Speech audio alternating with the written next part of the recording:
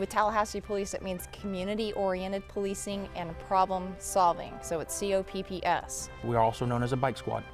You'll see us out there on the mountain bikes at the fair, community events, football games.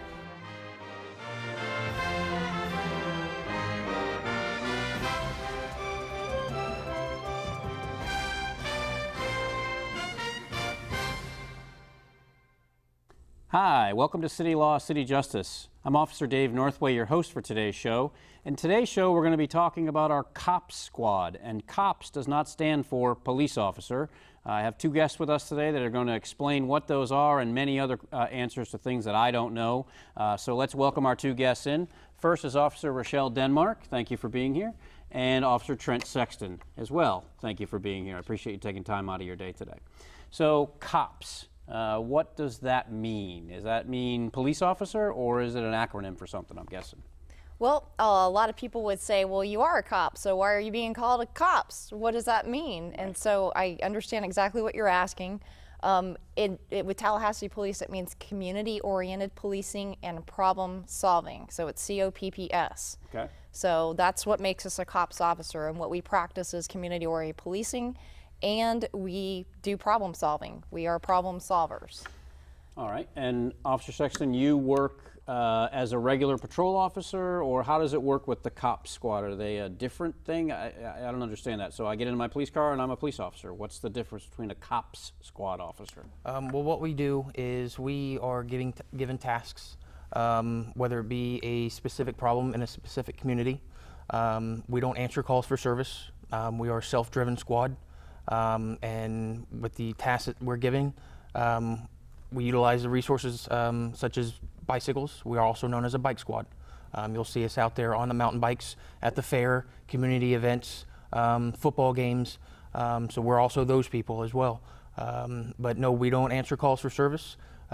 We specifically target problem areas within the communities and try to come up with a resolution to dissolve those issues. Okay. And the idea of COPPS, where did that come from? Is this something that TPD came up with, or is this something from somewhere else? Where does this? Well, the community-oriented policing philosophy, that goes back a long ways in history, actually. Back in the 1800s, there was a fellow named Sir Robert Peel who came up with what was called Peel's Principles. And basically, there's several principles that he lists. I'm not going to go through each one of them. I actually don't know them all by heart, so I can't go through each one of them, but I can tell you that one of his major principles was the police are the community and the community are the police. So he's known as the father of community-oriented policing. So what does that mean? That means we are all members of the same community. We all have the same objective in mind, and working together as partners, we can solve the problems. We can make our community a safe place to live. So fast forward a little bit into the 1990s, there became a real big push for community policing. I actually started my career in '93, so I was kind of indoctrinated into that philosophy. And you weren't with TPD in 1993. You actually come from somewhere else. Yes, I was not with TPD in the 90s at all. I was in the state of Georgia, and I worked in Georgia until I came to TPD in 2011. So there was a lot of experience that I had in the state of Georgia, and the agencies that primarily one that I work with for a long time. And one of the little known facts about you is you used to host your own TV show in Georgia as the host for a police officer's TV show. Is that correct? I did. It's a little secret. It is a little secret, but there again, it was another community policing aspect that we, to reach out to the community. A lot of people, they like to hear and they like to see. So if they're watching, say us right now, they're getting an idea of the officers that work for Tallahassee Police. They know we're real people. We are no different than they are with our passion for safety for the community and for the best community that we can all have and live in cohesively. Right. So we all have that passion, and the TV shows really help that, because a lot of people, the visual, they like to watch. Right. So if our guests were to see you maybe sitting in this chair over here, they probably shouldn't panic, because you're a seasoned professional and you can be our guest host every now and then if I can't be here, maybe. How about that? They may not want to panic. They may. I don't know. But you know, in hosting a show, it's my heart in doing it to relay information to the community about our agency. So, you know, if nothing else, that's the main objective. Awesome. And Officer Sexton, you came from another police department as well. So we have 2 veteran officers. Where did you come from, Trent? I served about 4.5 years in the Vero Beach Police Department, which is South Florida, south of Orlando, north of Miami. And were you actually on the beach like everybody's assuming you were as soon as you said it come out of your mouth? If you were in the right zone, absolutely, yes. Did you ever work the beach patrols? Absolutely. And what did that entail? Is that the same type of community-oriented policing, being out there on bikes, or other non-traditional police cars, I guess? No, traditional police cars. It was a smaller agency, but it was just normal patrol work. We didn't have a cop squad at that agency at all. It was a smaller scale agency, whereas Vero Beach was approximately about 80 sworn officers. And at TPD, we have how many at this point? I think 350. 350-ish, like around yeah, I think 350. we're in that department. So we are quite a bit bigger. Yes. So the next question begs to be answered then is, which one's better, your old department or this department? This department by far. You better say that. The chief may be watching, guys, so we better all say that. This department is an outstanding agency, and it is one of the premier agencies in the Southeast, if not the nation, by far. I can speak for Southeast because of working in another state in the Southeast, but it is definitely one that's very good when it comes to training officers, getting them ready, getting them prepared, as well as indoctrinating them into the community-oriented policing philosophy, which is what our squad pretty much solely practices. We are that squad that goes out and practices that philosophy solely. Yeah, that's your entire shift. We're not talking about a small time into your day. You're talking about you work, what do you work? Let's talk about that real quick. What are your shifts? Well, our hours, we work 4 days on, 3 days off, just like other patrol officers. Our hours. I'm sorry, 4 days on, 3 days off. So yes. they're 10-hour shifts then? Yes, You sir, have to I'm equal sorry. 40. But we can adjust our hours if there's a specific problem in the morning. We can adjust our work hours accordingly and come in early in the morning if there is an issue that needs to be dealt with. If there's a problem in the middle of the night, we can adjust our schedule and come in in the middle of the night. And I'm sure you love those. So we have that. Yes, we have that availability given to us, which is greatly appreciated. Very good. So you're then not, and I want to make sure we explain this a little bit better to our guests. We are not driving around in police cars, or we are driving around in police cars? I don't understand. We do a little bit of both. Okay. We are a bike squad. A lot of people, if they're watching and they are familiar with another agency, they know that other agencies have bike patrols. Okay. We're not on the bikes all the time. That's just one of the methods that we utilize in order to get into the community and solve the problems that are going on. And how better to meet the people in the community than to get out of that police car. Right. So foot patrols are effective as well. There's a lot of things that we do that involved a police car as well, because we have to solve the problems. We're not just doing the community policing and nothing else. We have to solve the problems in the car, the bike, foot patrols. That's all methods to solve the problems that the community is having. Okay. Well, I think we should continue to talk about this. We have to go to break. But when we come back, I'd really like to focus on the bikes because I get lots of questions about bikes. So let's talk about where how you get onto a bike. You don't just pick up a bike, I'm guessing, at the local Walmart and start riding it. We'll get into all that. If you'll stay with us for the next segment, can you do that? Absolutely. Sure can. All right. We'll see you right back here on City Law, City Justice.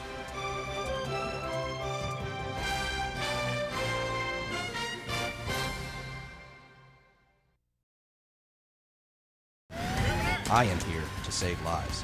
What happened? He came from out of nowhere. When people need help, I respond. During a crisis, I remain calm. She's got a head injury. I am a 911 dispatcher, and you can be one too. 911, what's the address of your emergency? The Consolidated Dispatch Agency has openings for public safety communications operators. Dispatchers earn nearly $30,000 a year with benefits, receive on-the-job training, and have a flexible schedule. If you want to save lives, visit talgov.com and apply today. until all our daughters are safe, until all our children have families, until all our families have homes, until all our parents are cared for. We'll be here.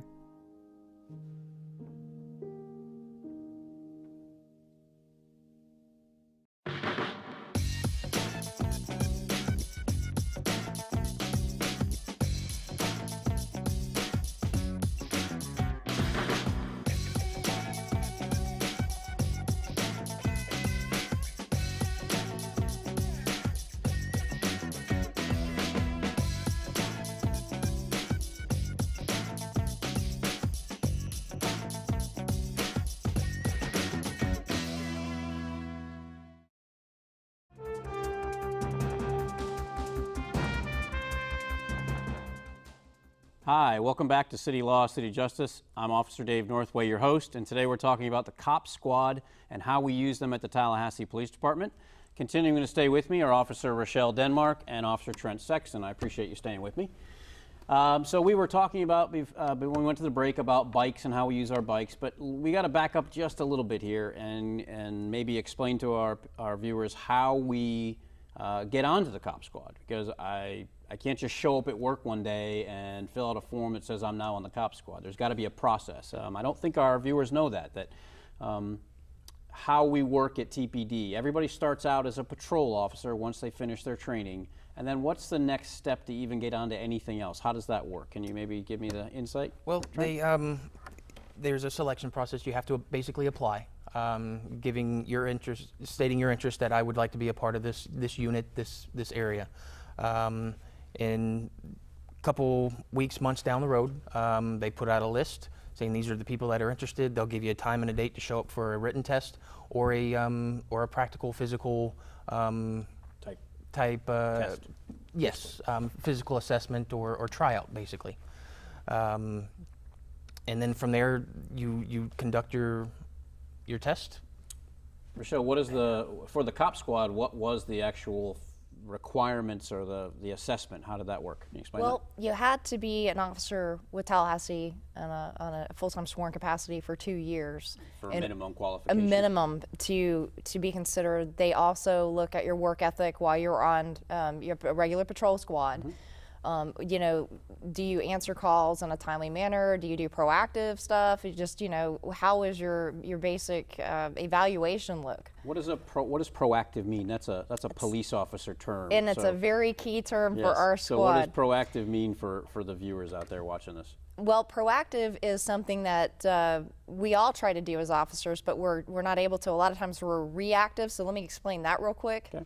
We get a call for service as a regular patrol officer, like say a burglary has occurred. Hey, come to my house. That's I just got reactive. home and my house has been broken into. We're reacting to that. Right. Okay, a proactive officer is going to try to prevent the crime, to fix the problem in the area, to try to prevent that crime from happening. Right.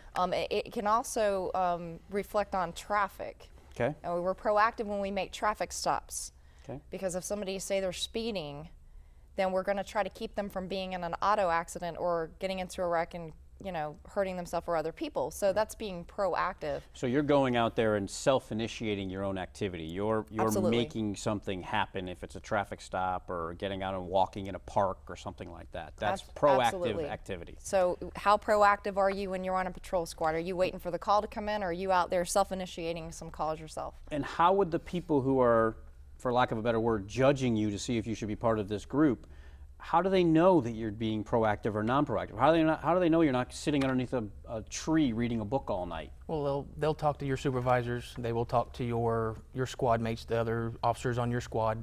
They can merely listen to the radio and see if you are doing stuff. Because everything we do on the radio, we call out on the radio. Absolutely, everything is documented. Okay. They can pull past reports. They can see if it was a call for service initiated, whether it was officer initiated. They have all sorts of ways to determine whether or not you're sitting under a tree all day and just answering the calls that are sent to you, or going out there and doing these things on your own. And let's make it clear, though, sometimes sitting underneath a tree in your patrol car is actually beneficial because you have to write your reports Absolutely. inside your Right, patrol if car. anybody sees somebody sitting in their tree, don't think they're not doing anything. Right. We all have to stop for a moment and type up our reports as they come in. And we do those inside of our cars. We don't go to an office to do Our that. police cars are our office. We Right. don't have a little cubicle or a nice desk anywhere that we go sit down at. We actually utilize our police car for our office. So we have to type our reports sitting right there Right. with the steering wheel in front of us and our computer to the side of us. That is our office. Okay. So I don't want anybody to be confused about the fact that, oh, that officer's just sitting there. Right. That's our workspace. That's Right. where we have to do everything. Okay, so And- back to what we were talking about. So they look at your proactivity. They look at your.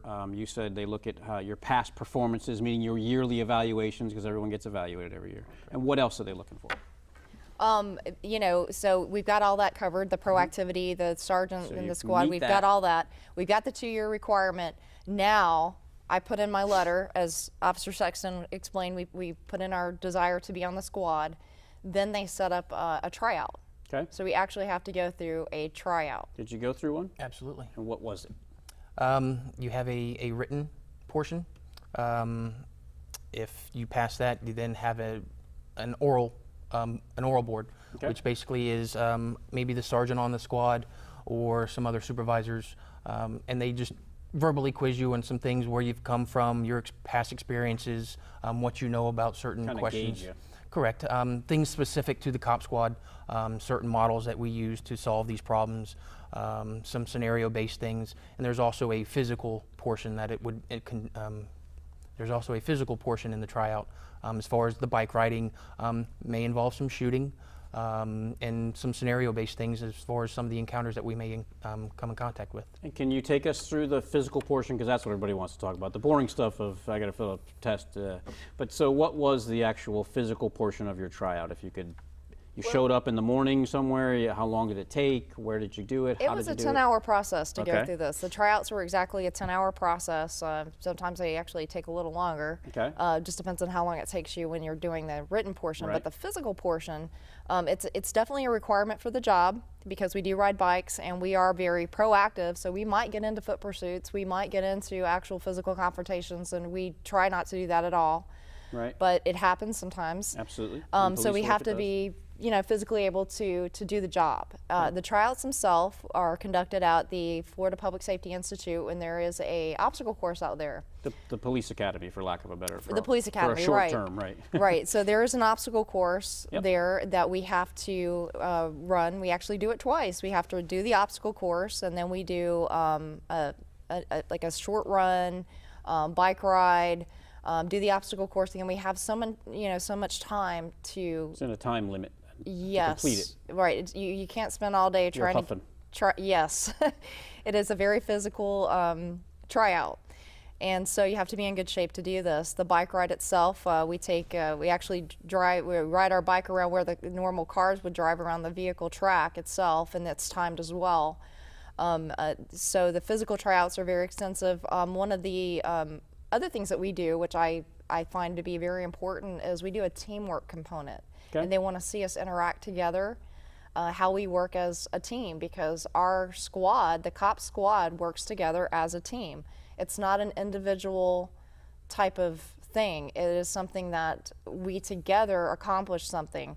If Officer Sexton was to make a drug arrest and a traffic stop and get a lot of drugs, we don't just keep doing our, Right. You got we all come together, we assist in the arrest. He's going to handle the arrest portion, the paperwork. Several of us will take possession of the drugs and maybe firearms that we get, and we'll impound that. We'll handle everything as a team so that we can get back out there and start working again. Right. Great. We're coming to the end of our segment. Again, we seem to be talking way too much about this. We didn't even get to the bicycles again. I know that our viewers want to talk about that, so if we can stay through one more, if you can both do that, then we will, I promise, get to the bike portion and how we get onto that, because again, I don't walk into Walmart and pick myself up a bike. We'll see you right back here, and I promise we'll talk about bikes on City Law, City Justice.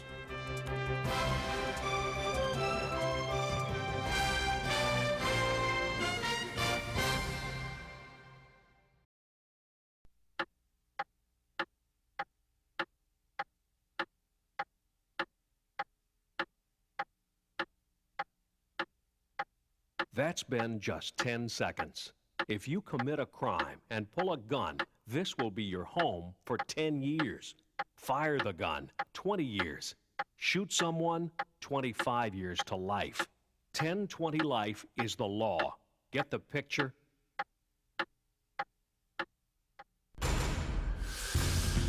It's a career of courage.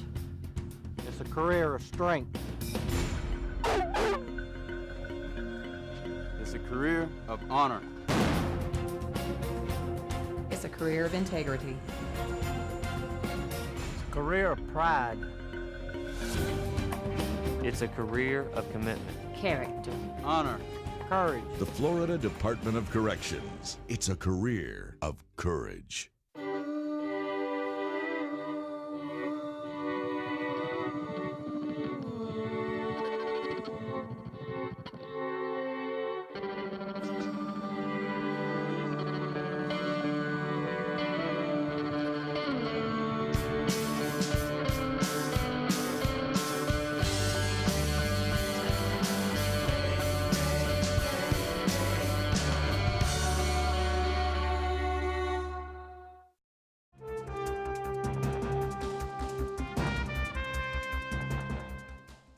Hi, welcome back to City Law, City Justice. I'm your host, Dave Northway, and as promised, we are now going to talk about bikes and the COPPS squad.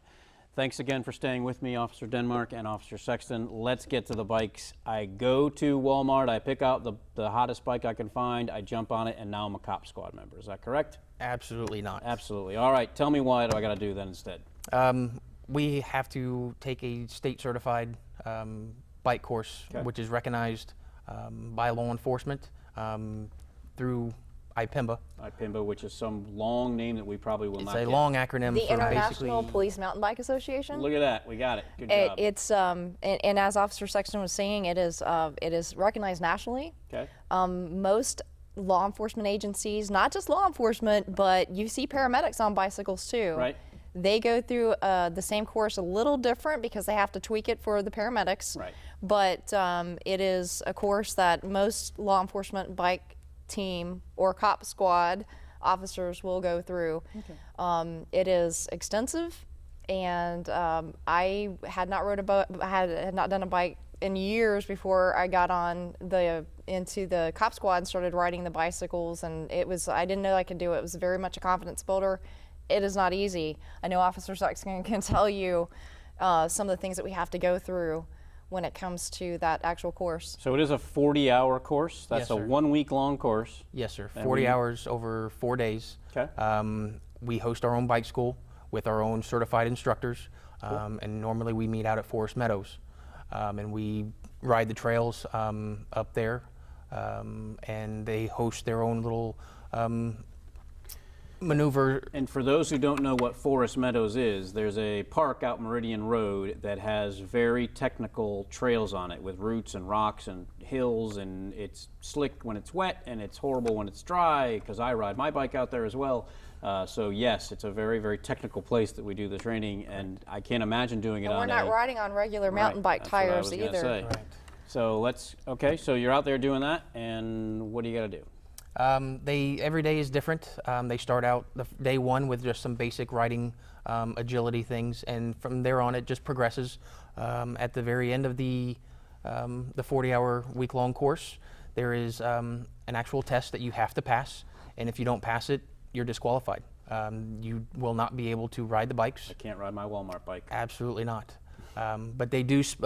We do have avenues to go look for bikes that are specifically made for police work and the jobs that we do. So they're not your typical mountain bikes that you would get at any other store. They are specific to the jobs that we do every day. Okay. Like the frame's a little heavier because we have to carry all this gear. We're not just riding. We have to ride in our vest, our gun I was belt. going to say, when you're riding, you wear a different uniform, which is what you're wearing, Officer Correct. Sexton. And we're also able to wear shorts as well. So that what's different about the uniform is what I was going to ask you. Being that we're the bike squad, we are able to wear shorts. Okay. Obviously not when it's extremely cold, but you also wear your gun belt, your vest, all the other normal things. You carry a radio with you, right? Oh, absolutely. We have to be able to talk to each other and stay in touch with each other, plus stay in touch with our consolidated dispatch agency if we get into something they need to know about it. So we have to be able to ride, talk, go for distance, go for speed. The agility, like Officer Sexton was saying, is huge because we have to be able to maneuver turns and corners. We have to be able to dismount our bike very quickly. We are taught to dismount and apprehend somebody very quickly. Anybody had falls on their bikes in the group here, boys and girls? Between us, no. Neither one of you. Come on. I'm not saying anything because as soon as I do, I'll be.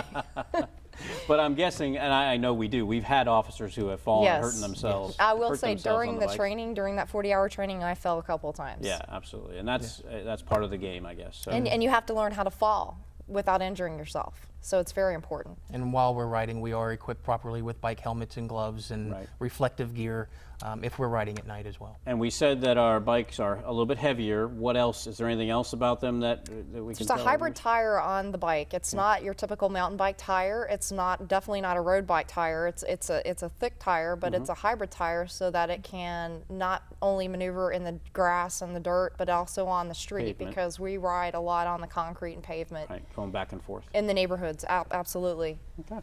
So we need to transition before we finish here. We need to actually tell people the partnerships and things that we're using with our COPPS squad. We're going to transition away from the bikes if we could. So maybe we can explain a little bit, Rochelle, about how we are using the COPPS officers that we have. We have 2 squads of them, and how are we using them? Well, we've got a northern and southern squad. So what that means is, like Officer Sexton and I are assigned to the southern COPPS squad. So we're working in the south side of Tallahassee. The northern COPPS squad works in the north side of Tallahassee, so that helps explain that. But we address the problems in those specific areas. Say an area is having problems with gang activity or drug activity, or there's been some shootings or some burglaries, robberies, whatever the crime may be that the community is concerned about, we go in and we're proactive. We're high visibility, meaning you're going to see our police cars, our lights, our bicycles, where you're going to see us walking. That deters crime. That is a crime deterrent to see law enforcement activity. So we're in those areas doing those things, reaching out to the community, talking to people, getting to know the people that do live in the community. They are more trusting of officers when they know them personally by name. You're more trusting of people you know in general if you know who they are. Absolutely. So absolutely the best way to go. And they will be more inclined to tell us the problems that are going on in their area, because some people are scared to approach the police. We don't want the community to be scared of us at all. Right. We want them to feel comfortable coming up to us and telling us, hey, this is the problem that we're having where we live. Can you guys help us? Right. And so what are some of the activities, Trent, that you would do? Let's say not even using the bike. Let's say you see us in a traditional police car. What would you be doing with the police car that way? If it's a high crime area and there's a specific problem, doing traffic stops around that community, whether it be trying to identify who's coming and going from that community, if they belong there, if we can find out if they're supposed to be there, who they might be visiting, and if they are questionable, we'll write a report that kind of puts them in that area. So if our crime intelligence people need to understand who's coming and going from that area and these crimes are happening, it'll kind of put these people there that could be possible suspects down the road. With the idea of trying to solve the burglaries. Correct. And we do address a lot of drug activity and gun activity. Year to date, we have confiscated right at 4,000 grams of marijuana, cannabis. We've gotten, I think it's around 400 grams of cocaine. Powder. There's a lot of drugs. We see a lot of synthetic drugs. We see a lot of firearms. Year to date, we've recovered like 40 firearms off the street, and we've, with the violence in the community and some of the concerns that we've had, lately, getting those guns off the street is huge. Very important. Getting them out of the criminals' hands. A lot of them are stolen. So we are definitely out there doing that proactive absolutely. drug and gun seizures. Well, we appreciate it. I know that our citizens appreciate it. I know I appreciate it. We are coming to the end of our show. I do thank both of you for coming in. I know we really got into it, and I appreciate you telling about the bikes. Very important stuff that you gave us there. And I will now bring my bike back to Walmart, unfortunately, because I won't be able to use it. But again, thank you so much for taking time out of your days. And we're going to have to say goodbye at this point. We will see you next time on City Law, City Justice.